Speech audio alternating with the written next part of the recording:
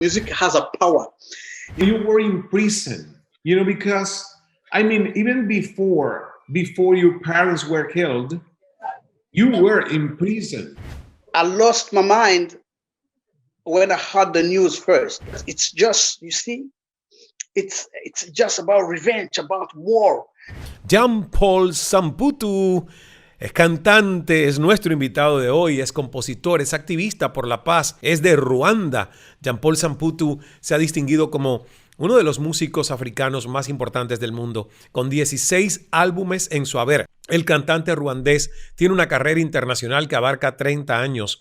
En 2003 fue el ganador del prestigioso premio Cora, imagínense ustedes, como el Grammy africano al mejor artista tradicional africano. Y en 2006 fue el ganador del primer lugar en la categoría World Music del distinguido concurso internacional de composición de canciones en Nashville por su canción Some 150 o Some 150.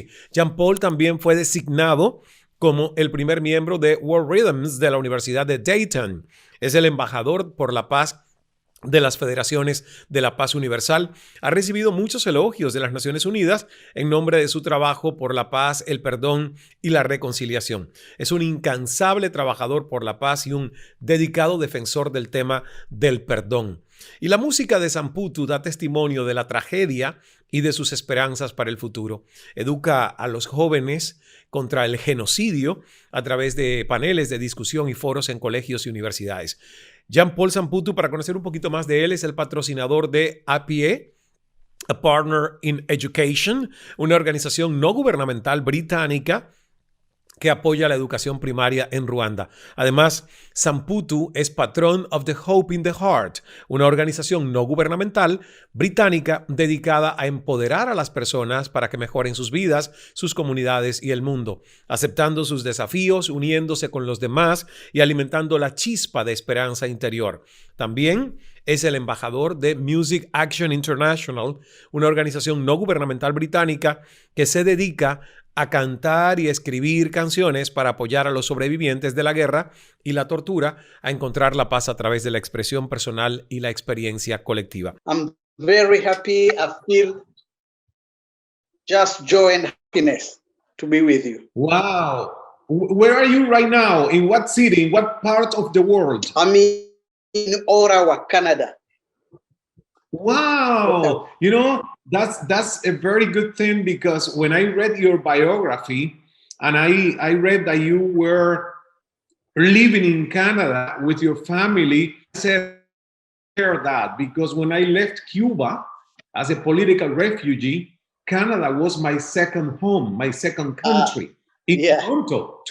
Yeah. So I lived in Toronto for 6 years and I love Canada. Yeah, big town. So Toronto. Your music is inspired by things of peace, human connection, reconciliation, forgiveness.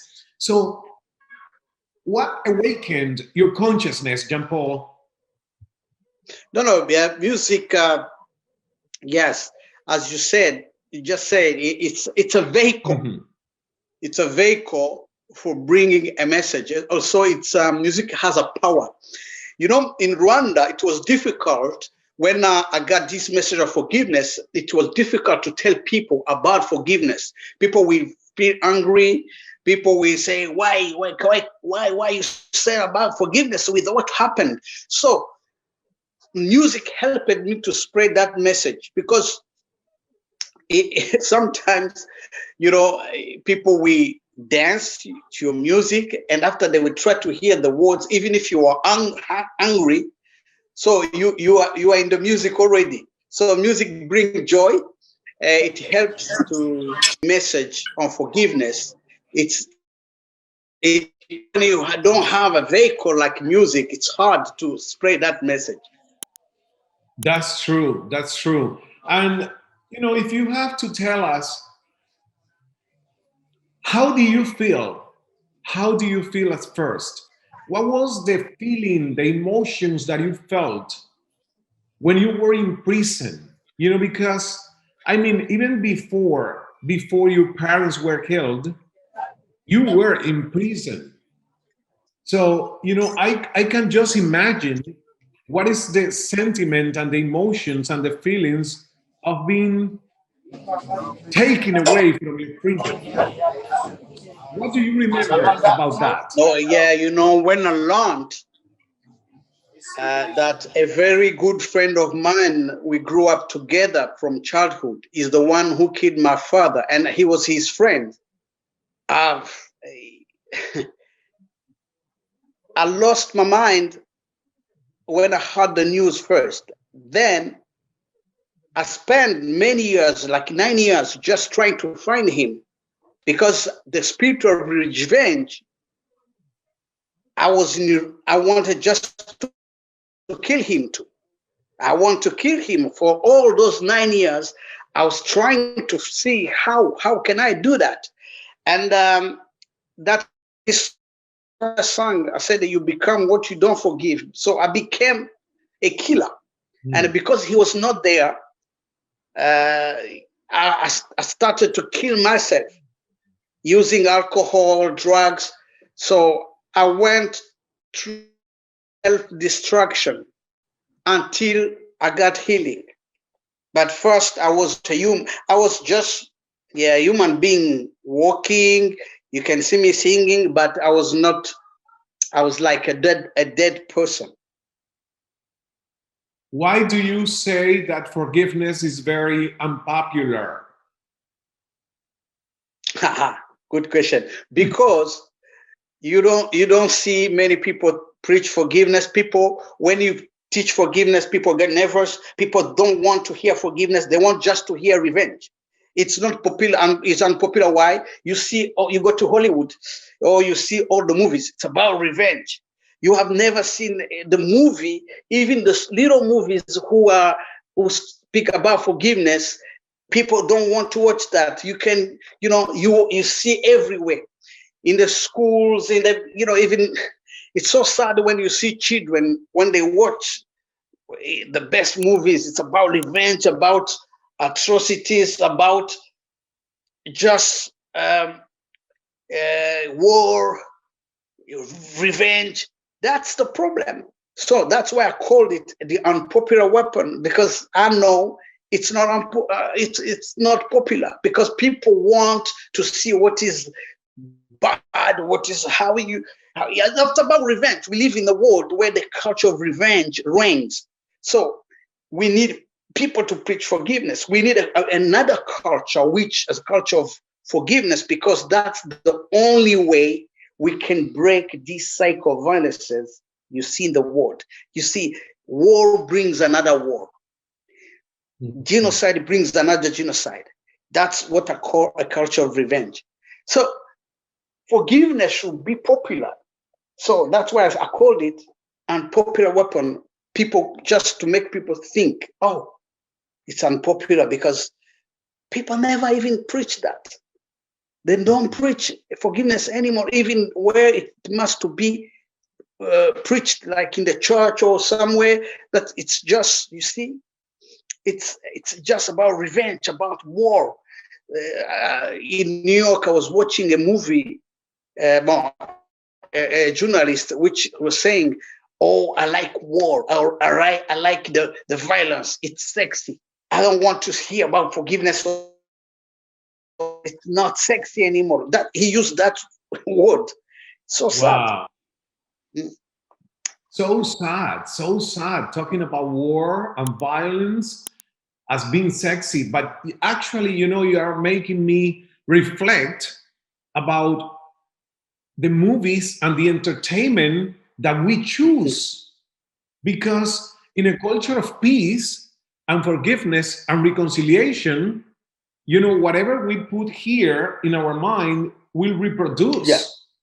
So what can we do? What can we do? And the forgiveness movement, and you have been in many world stages talking about peace, different youth forums for peace. What can we do to teach peace and forgiveness since we are kids? Because, for instance, sometimes our parents, they told us, if somebody comes and punch you in the face, please, you have to punch back. Yeah. So, That, you know, tell me how we can do it and change that mentality.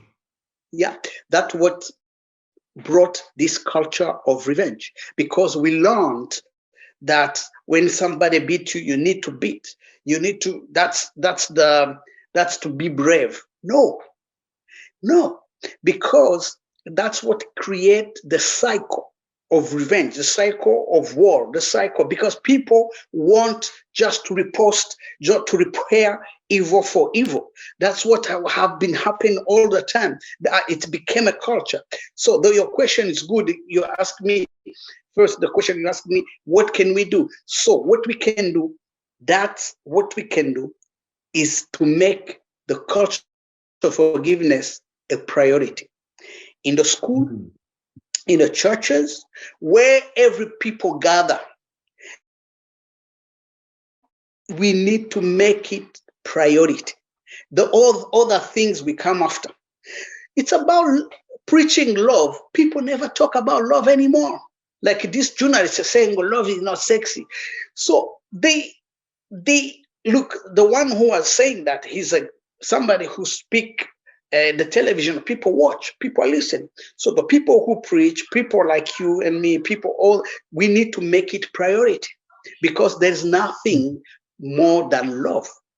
So in the world troubled with the culture of revenge, the only thing we can stop any future genocide, the only thing we can do to break this cycle of violences, is to preach forgiveness and love, is to bring this culture of forgiveness. So you just said something very good. I like, say, our children. So our children are the future. And also we focus on children because they are the ones who will change this world.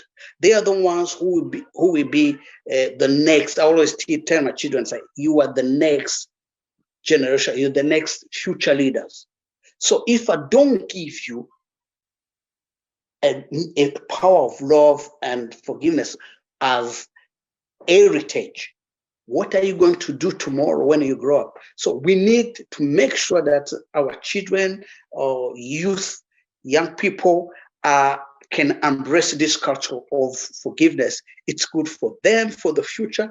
And that when you do that, when they grow up and when they have children, they will say, we had a generation which we can call good ancestors. They can say, they can say we have a generation which we can call good ancestors. Otherwise, how can we call our ancestors before our time? Are we going to say that they are good? Because they couldn't heal from the wounds of the past. All the generations, they always pass on their trauma and grievances to the other generation.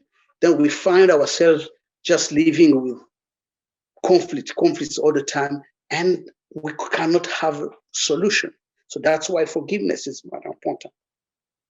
¿Qué tal esta conversación? Gracias. Yo espero que ustedes las hayan tomado, todas esas ideas, las hayan absorbido con la misma apertura que nosotros lo trajimos a él, a esa masterclass del Influencer Circle, y que ahora pues estamos ampliando ese registro para que muchos de ustedes también tengan la oportunidad de nutrirse con las experiencias de alguien que vivió tanto y que ha perdonado tanto. El perdón es sanación, el perdón es superación personal, el perdón es amor.